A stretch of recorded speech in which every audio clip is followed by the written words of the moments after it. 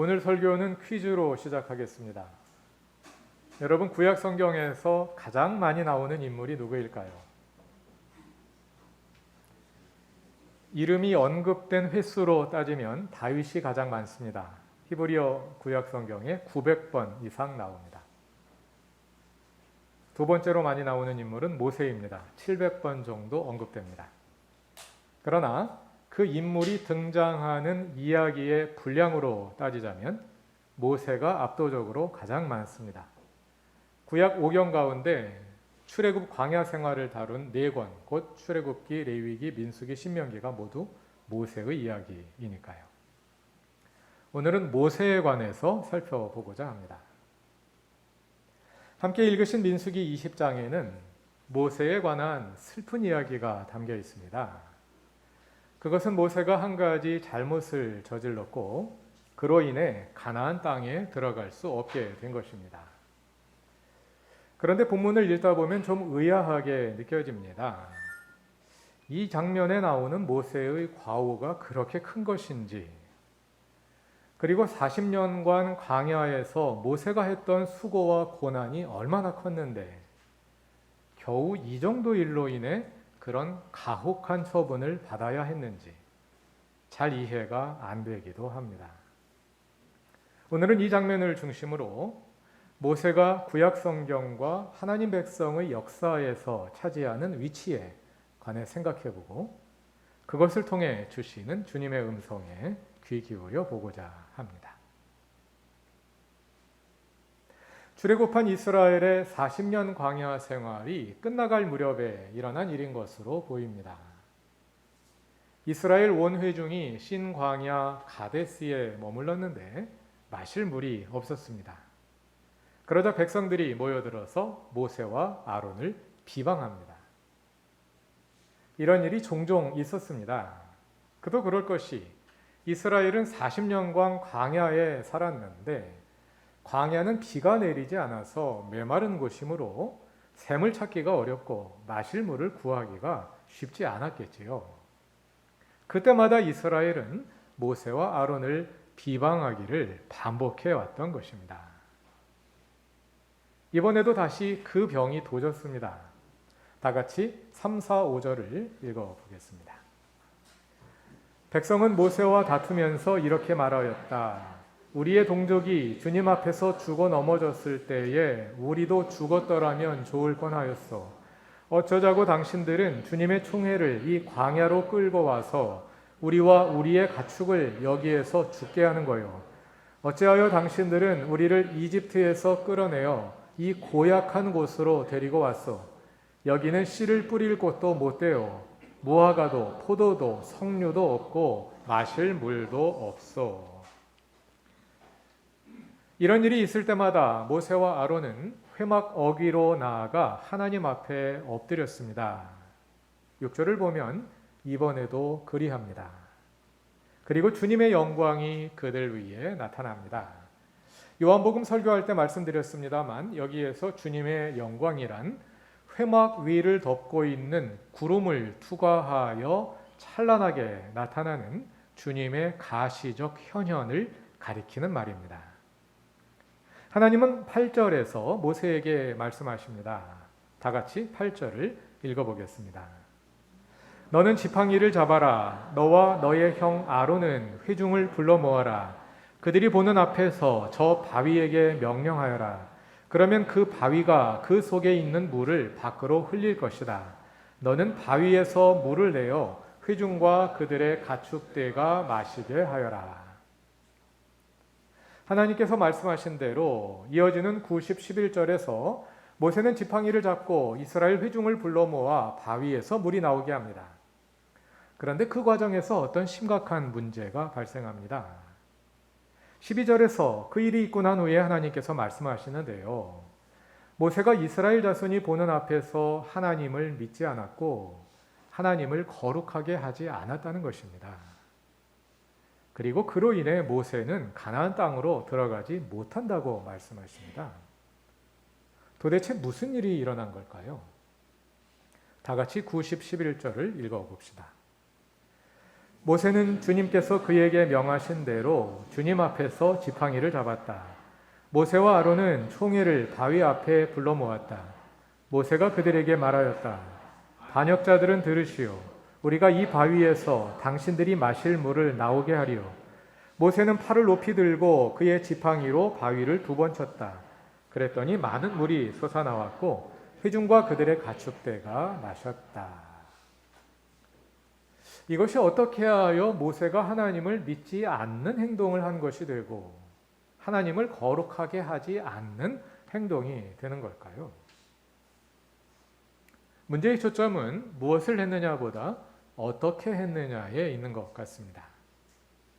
10절과 11절을 다시 한번 이번에는 조금 천천히 다 같이 읽어보겠습니다.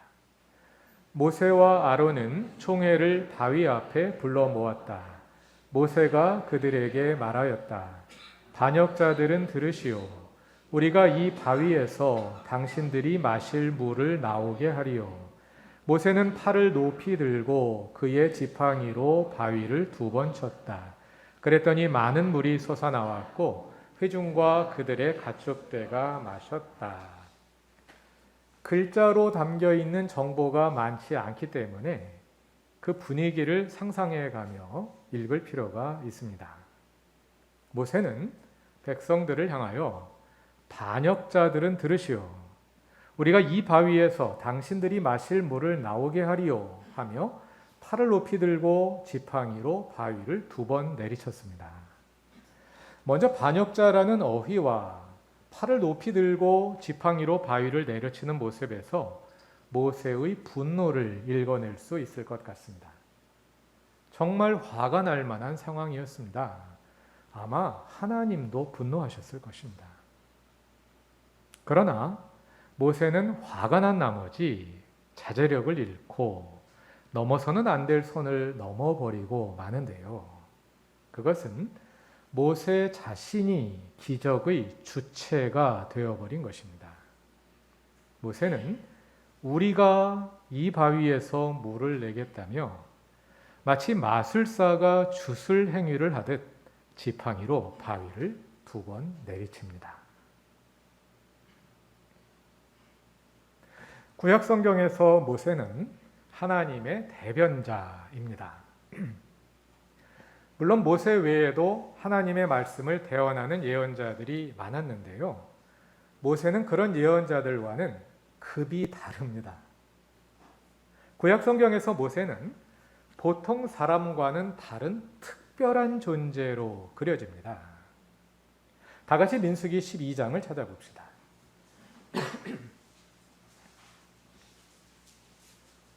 모세의 누이 미리암과 형 아론이 모세를 비방한 일이 있었습니다.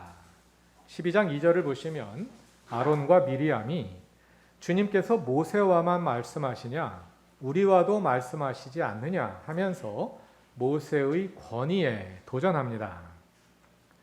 많은 분들이 이 본문을 평신도가 목회자의 권위에 도전했다가 벌을 받은 것으로 잘못 해석합니다. 그것은 오해입니다. 모세는 목회자가 아니라 정치와 종교를 망라하는 이스라엘의 지도자입니다. 물론 목회자의 측면도 있습니다. 그러나 그렇게 말하자면 미리암과 아론도 예언자이기 때문에 3명 다 목회자라 하는 것이 맞을 것입니다. 출애굽기 15장 19절부터 21절을 보시면 이스라엘이 홍해를 건넌 후에 부른 미리암의 노래가 나오는데요. 그 본문 20절을 보면 미리암이 예언자라고 소개하고 있습니다. 아론도 마찬가지입니다. 하나님께서 호렙산 떨기나무 불꽃 가운데서 모세를 부르셔서 파라오에게 보내려 하시자 모세가 머뭇거리며 거부하지요. 그때 하나님께서 아론을 함께 보내셔서 하나님의 말씀을 전달하게 하셨습니다. 하나님께서 아론을 하나님 말씀의 대언자, 그게 바로 예언자이잖아요. 아론을 예언자로 삼으신 것입니다. 그뿐 아니라 아론은 이스라엘의 대제사장이기도 하죠. 그러므로 목회자와 평신도라는 도식은 여기에 전혀 어울리지 않습니다. 예언자란 하나님의 말씀을 받아서 대신 전달하는 사람입니다. 그런 점에서 하나님께서 아론과 미리암에게도 말씀하신다는 2절에 그들의 주장이 맞습니다. 그러나 그들의 말은 맞으면서도 핵심을 벗어났습니다. 하나님께서 6, 7, 8절에서 말씀하십니다. 6, 7, 8절을 다 같이 읽어봅시다. 말씀하셨다. 너희는 나의 말을 들어라. 너희 가운데 예언자가 있으면 나 주가 환상으로 그에게 알리고 그에게 꿈으로 말해줄 것이다. 나의 종 모세는 다르다. 그는 나의 온 집을 충성스럽게 맡고 있다. 그와는 내가 얼굴을 마주 바라보고 말한다. 명백하게 말하고 모호하게 말하지 않는다. 그는 나 주의 모습까지 볼 수 있다. 그런데 너희는 어찌하여 두려움 없이 나의 종 모세를 비방하느냐. 다른 예언자들은 환상이나 꿈으로 하나님의 말씀을 듣습니다. 아마도 이것이 구약시대 예언자들이 하나님의 말씀을 들었던 방법인 것 같습니다. 환상이나 꿈으로 하나님 말씀을 듣고 전달했습니다. 그러나 환상이나 꿈은 상징을 사용한 소통이기 때문에 무엇을 말하는지 분명하지 않습니다. 환상을 본 사람은 정확히 그것이 무슨 뜻인지 다시 해석해야 합니다. 그리고 그 과정에서 해석자의 관점이 크게 개입할 수밖에 없습니다. 그러나 하나님께서 모세에게는 그런 방식으로 말씀하시는 것이 아니라 얼굴을 마주보고 명백하게 말씀하신답니다. 그래서 모세는 하나님의 뜻을 비교적 명백하게 가감없이 전달할 수 있습니다. 그런 점에서 다른 예언자들과는 비교가 안 되는 거죠. 그런 특별한 의미에서 모세는 하나님의 뜻을 전달하는 사람입니다. 그래서 오늘 본문 다음 장인 민수기 21장 5절을 보면 이스라엘 백성이 모세를 원망하는 모습을 서술하며 그들이 하나님과 모세를 원망했다 이렇게 말합니다. 그들이 하나님과 모세를 원망했다. 모세를 원망하는 것은 곧 하나님을 원망하는 것입니다. 왜냐하면 모세는 하나님을 대변하는 사람이기 때문입니다.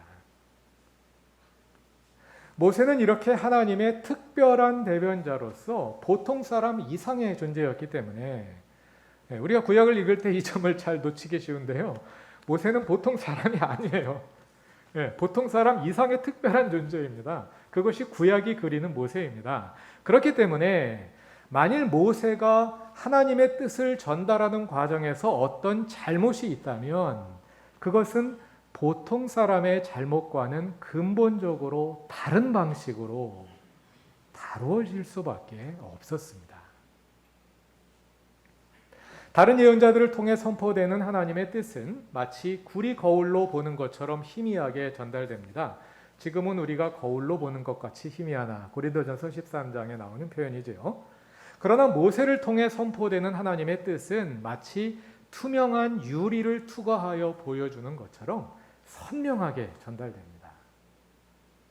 메가폰에 비유할 수도 있겠습니다. 다른 예언자들도 메가폰의 역할을 하지만 그 메가폰에는 노이즈가 많아서 하나님의 뜻이 아주 분명하게 전달되지는 않습니다. 그러나 모세의 메가폰은 선명하게 하나님의 뜻을 전달합니다. 그런데 만일 그 유리가 불투명해지면서 하나님을 가린다면 어떻게 될까요? 모세의 메가폰에서 하나님의 음성 대신에 모세 자신의 목소리가 울려 퍼진다면 어떻게 될까요? 만일 그것이 수많은 메가폰들 중에 하나라면 큰 문제가 되지 않을 수도 있을 것입니다. 그러나 만일 그것이 하나님의 말씀을 분명하게 전달하는 오직 하나의 메가폰이라면 어떻게 될까요? 모세는 그 오직 하나의 메가폰과 같은 사람이었기 때문에 하나님의 뜻을 전달하는 과정에서 나타나는 모세의 과오는 그것이 단 한 번일지라도 작게 보이는 일일지라도 결코 가볍게 다루어질 수 없었습니다. 그것이 오늘 본문에서 하나님께서 말씀하시는 뜻이라고 생각됩니다. 광야의 이스라엘이 하나님의 뜻을 알 수 있는 매개체들은 여러 가지가 있었습니다. 아론과 미리암 같은 예언자들이 있었고, 모세를 도와 백성을 재판하는 천부장, 백부장, 십부장들이 있었고, 무엇보다도 시내산에서 받은 율법 조문들이 있었습니다. 이스라엘 백성들은 삶의 다양한 문제들이 있을 때 율법과 그 사람들의 도움을 받을 수 있었습니다. 그러나 이스라엘 백성 전체가 어디로 가야 할지를 물을 때 그 길을 보여주는 경로는 둘밖에 없었습니다. 하나는 하나님께서 친히 성막 위에 덮인 구름을 통해 이스라엘 백성의 길을 이끄셨습니다. 하나님은 그 구름 속에 영광의 광채로 임하셨습니다. 그래서 구름이 이동하면 이스라엘도 이동하고 구름이 멈추면 이스라엘도 멈추었습니다. 그리고 하나님은 모세를 통해 이스라엘 공동체가 해야 할 일을 알려주셨습니다. 좀 의아하게 생각되실 수도 있습니다만 광야의 이스라엘에게는 백성 대표들의 의회 같은 것이 없었습니다. 모세를 위한 자문위원회 같은 것도 없었습니다. 모세는 이스라엘 백성 공동체가 어디로 가야 할지 알기 위해서 백성들이나 다른 지도자들에게 묻지 않았습니다. 왜냐하면 하나님께서 그들에게 말씀하시지 않았기 때문입니다.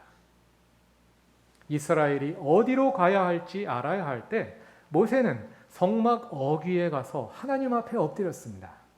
그리고 하나님께서 모세에게 친히 말씀하셨습니다. 모세가 그 뜻을 백성에게 전달했습니다. 이스라엘 백성이 하나님의 뜻을 알기 원한다면 모세에게 가야 했습니다. 그리고 그냥 모세를 따라가면 되었습니다. 모세가 말하는 것이 곧 하나님의 뜻이었기 때문입니다. 그러나 이것은 오직 출애굽과 광야 40년 동안에만 있었던 매우 특별한 독특한 일입니다. 그 후 어느 시대에도 하나님은 그런 방식으로 그의 백성을 이끌지 않으셨습니다. 오히려 하나님은 시대마다 다른 방식으로 그의 백성들에게 말씀해 오셨습니다. 그리고 그것을 토대로 공동체의 의사결정 방식이 발전되어 왔습니다. 그것은 구약시대의 이스라엘과 신약시대의 교회가 다르고 천주교와 정교회와 개신교가 다릅니다. 그리고 개신교의 각 교파들도 제각기 다른 방식의 의사결정 시스템을 가지고 있습니다. 같은 개신교이지만 그 안에 수많은 다양한 의사결정 시스템들이 존재합니다. 이렇게 다양한 시스템들이 있지만 그 핵심이 되는 질문은 동일합니다. 그것은 우리가 어떻게 우리 공동체를 향한 하나님의 뜻을 알 수 있느냐, 그리고 그 뜻을 어떻게 공동체를 통해 잘 실현해 낼 것이냐, 이 두 가지 질문입니다. 어떤 시스템이 되었든 그 시스템 속에서 하나님의 뜻을 알고 전달하는 책임을 맡은 사람들은 모세의 역할을 나누어 맡는 것입니다. 그래서 오늘 본문에 나오는 모세처럼 각자가 지팡이를 들고 바위 앞에 서게 되는 것입니다.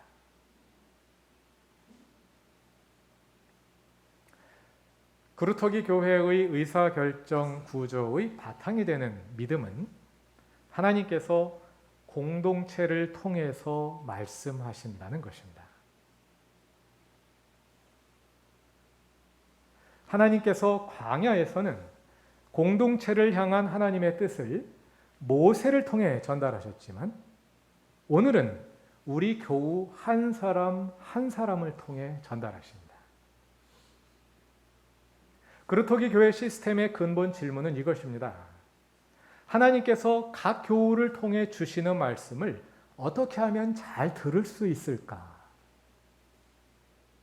그리고 그 뜻을 어떻게 잘 실현할 수 있을까? 그런데 이 질문에는 한 가지 분명한 전제가 있습니다. 그것은 우리 한 사람 한 사람이 제각기 하나님 말씀을 잘 들을 수 있어야 한다는 것입니다. 하나님께서 단 한 명의 지도자를 통해 말씀하신다고 믿는 시스템에서 공동체 구성원들의 역할은 비교적 단순합니다. 그냥 그 한 명 말만 잘 듣고 따르면 됩니다. 광야의 이스라엘 백성이 모세의 말을 듣고 따라야 했던 것처럼 말이죠. 그러나 하나님께서 공동체 구성원 한 사람 한 사람을 통해 말씀하신다고 믿는다면 우리의 역할은 크게 달라집니다. 왜냐하면 우리 한 사람 한 사람이 제각기 모세의 역할을 나누어서 맡아야 하기 때문입니다.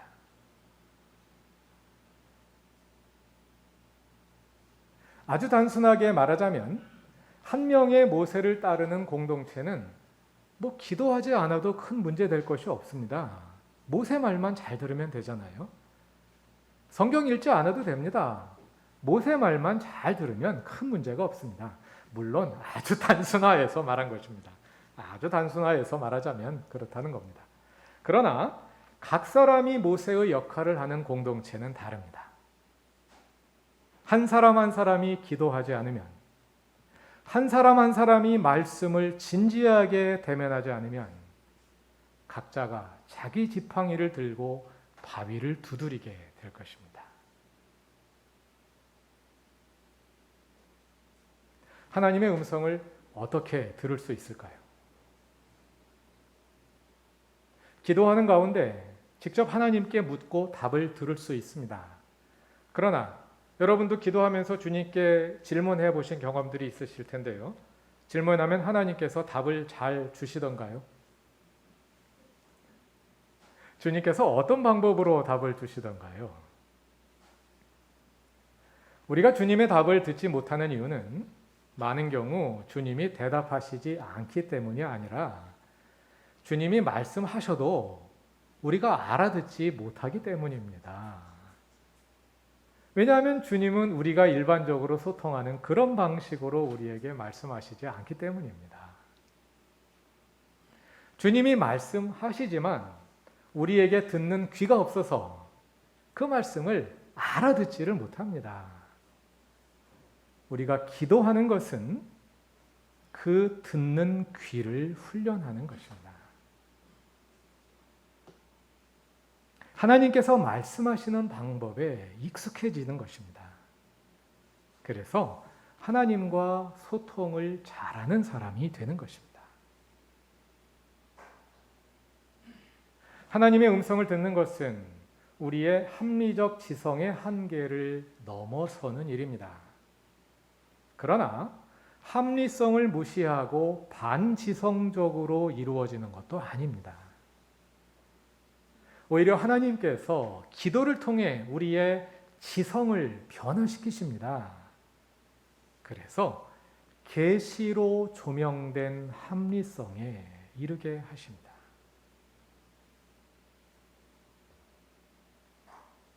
그로토기 교회는 합리적인 교회입니다. 그로토기 교회의 합리성은 그 자체로 개혁적인 성격을 가지고 있습니다. 왜냐하면 지난 수십 년간 한국 교회가 반지성주의로 인해 입은 폐해가 크기 때문입니다. 한국 교회 내에 만연한 반지성주의가 비상식적인 교회를 만들어냈고 그것이 교회와 세상의 소통을 가로막아 왔습니다. 그루터기 교회의 합리성은 그루터기 교회가 상식적인 교회, 소통이 가능한 교회가 되게 했습니다. 그러한 소통으로 인해 그루터기 교회는 민주적인 교회가 될 수 있었고 그런 측면에서 한국 교회의 새로운 가능성을 제시할 수 있었습니다.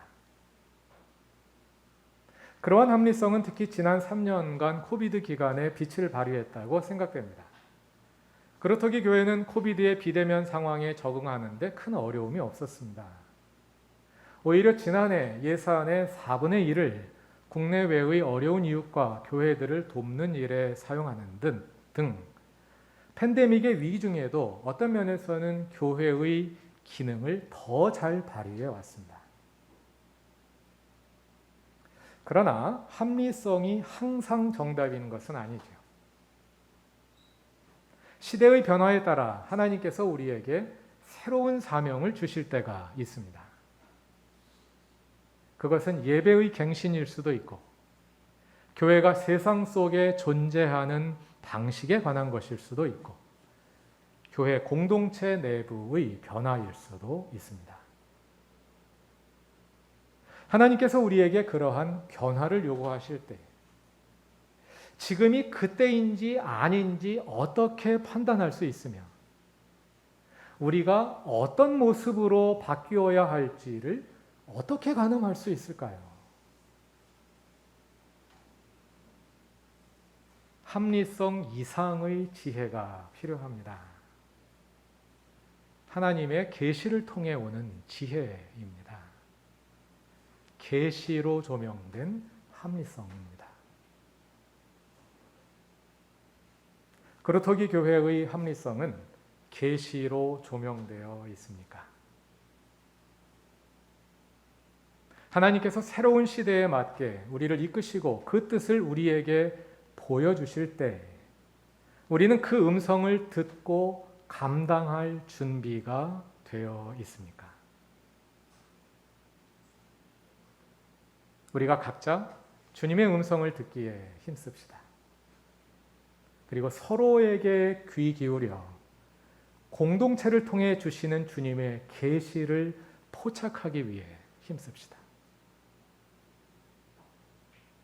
주님께서 우리에게 말씀하셔서 그루터기 교회를 새롭게 하시고 그루터기 교회를 사용하셔서 이 시대를 향한 주님의 뜻을 온전히 이루시길 바랍니다.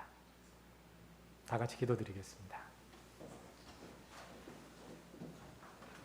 우리에게 말씀하시는 하나님, 우리를 부르셔서 주님 나라를 위해 사용하시는 하나님, 기도하며 말씀을 묵상하는 가운데 늘 깨어 있어서 주님과 친밀하게 소통하게 하시고 주님께서 이 시대 우리 공동체에게 주시는 음성을 함께 들을 수 있게 하소서. 그래서 과거의 영광에 머물지 않게 하시고 주님의 말씀을 따라 끊임없이 미래를 향해 성숙해가며 주님께서 새로이 부여하시는 사명을 잘 감당하는 교회가 되게 하소서. 예수님의 이름으로 기도드립니다. 아멘.